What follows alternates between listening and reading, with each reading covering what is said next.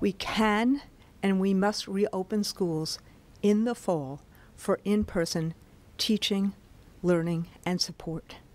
And we must keep them open fully and safely 5 days a week. The United States will not be fully back until we're fully back in school, and my union is all in. That's the head of the union that represents nearly 2 million teachers. She's pushing to get all kids back into classrooms with the Pfizer vaccine. Now approved for use on kids as young as 12, that's certainly going to help. But there are still a lot of open questions about masks for both children and adults. Store to store, state to state, confusion for many Americans. Okay, should I take my mask off? Should I leave it on? It's super confusing. The CDC issuing new guidance last week saying fully vaccinated people don't need to wear masks in most cases. From the Las Vegas Strip to the ballpark and the French Quarter in New Orleans, many rejoicing over the weekend. But businesses, employers, states and cities can still make their own rules. Trader Joe's lifted its mask order and Starbucks has made them optional.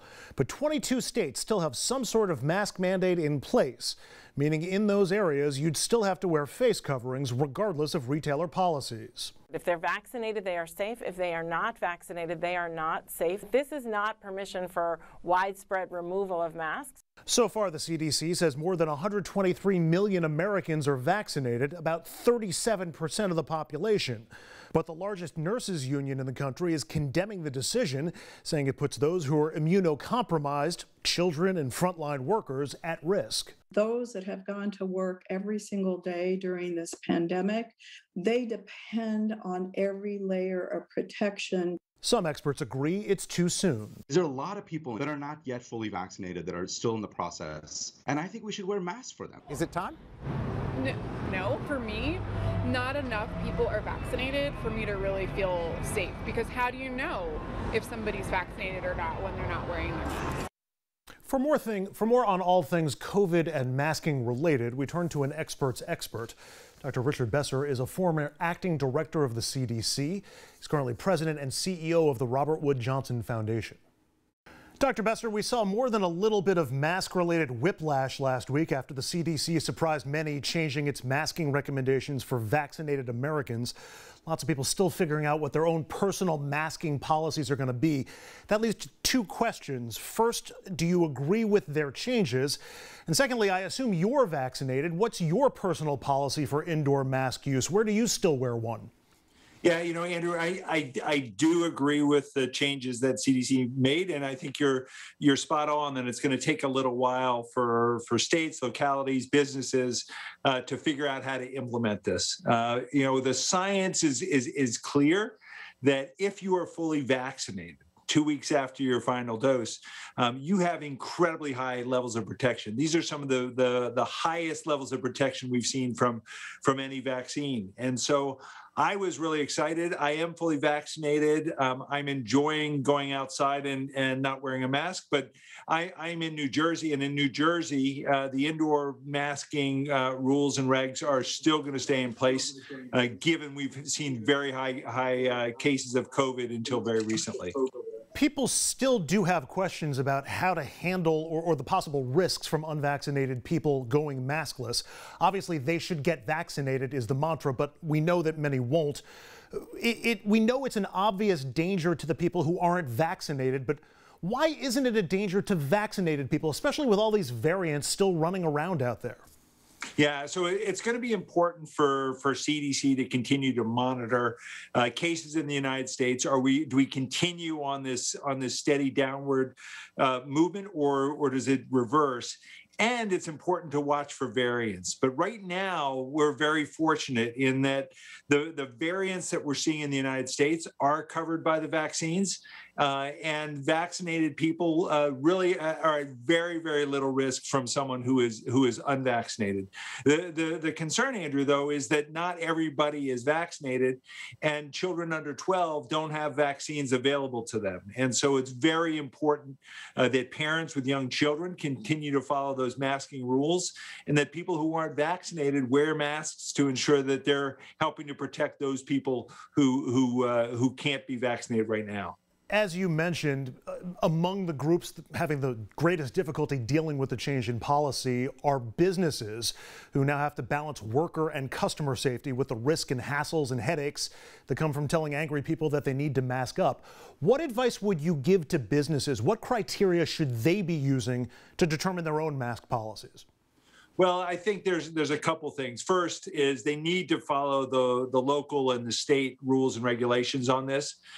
Beyond that, they need to make sure that their workers have full access to vaccination, because while there are enough vaccines for everyone in America who wants them, for many people there's still challenges and there are barriers to getting vaccinated. Black Americans, Latino Americans have been vaccinated at much lower rates, and a lot of that has to do with barriers. Many people can't take time off work to get vaccinated, and if they have a sore arm or feel pretty lousy the day after, they don't have sick leave to take off. So can we make it easier and easier for people to be vaccinated? But if you're a business, you want to know, are your employees vaccinated? Especially if you're thinking about a setting like a restaurant or a crowded bar. You don't want to put your own workers in harm's way by having people in there who aren't wearing masks, even though they've not been vaccinated themselves.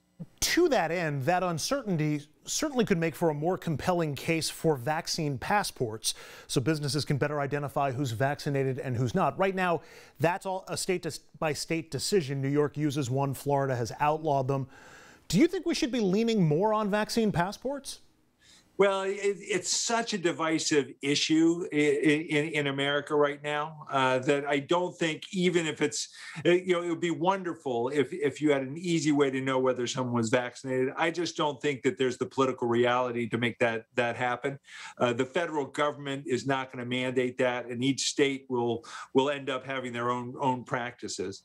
One of the things that we'll continue to watch is the number of cases that are occurring each day. And, if that gets down to a level that is very comparable to what we would see in a typical flu year, then I think that we can all breathe a little sigh of relief and recognize that, yes, there will be some disease transmission, but the people who are at the greatest risk for severe disease, for hospitalization and death, will have broad access to vaccination. And thankfully, I'm a pediatrician. Thankfully, young children are at very low risk for having severe COVID infection. It's still worth protecting them. We have lost several hundred children from COVID, and there are thousands who've developed a rare inflammatory condition. So you don't want to take this lightly. But thankfully, your risk of having severe infection goes way down as you get younger. What about in schools? Does that lower risk for kids, if you will, lower the need for vaccination? Should they be required for in-person schooling for kids 12 and older? Well, this is something that's decided on a state-by-state basis. The federal government can make recommendations on that, but it's decided on the state basis. I would think that for many parents, having their kids vaccinated is going to be the right decision. The reason for that is thinking about children going to middle school, going to high school, being able to do that and potentially taking off their mask and having a somewhat normal or quite close to normal experience would be an absolutely wonderful thing. Thankfully, there's vaccines for teachers and staff, since they are at a greater risk of having severe infection. But I think it's really important that parents ask questions. They get answers to their questions so that they can make a decision that's right for them and their families.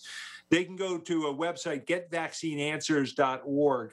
And it's got great information there that should address most parents' concerns. But if not, talk to your child's doctor.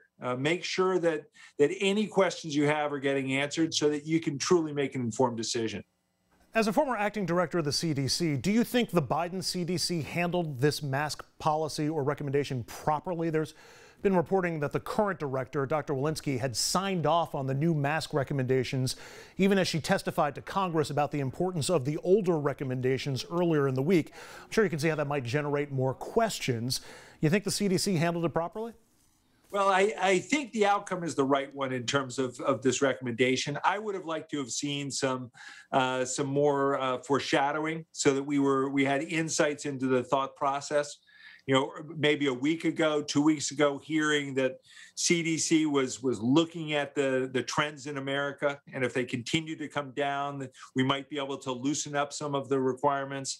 They were looking at studies about how these vaccines work in real practice, and if they continue to show the incredibly high effectiveness, that might lead to a change.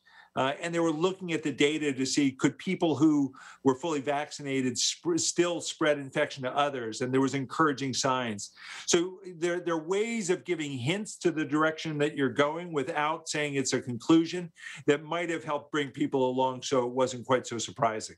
Finally, Dr. Besser, I spent some time online this week trying to listen in or read in on what vaccine skeptics were saying. And many came to the point that the vaccines aren't approved, that they've only got emergency use authorization. So hoping you can help me tamp down some of those questions. Is there a difference between those two statuses?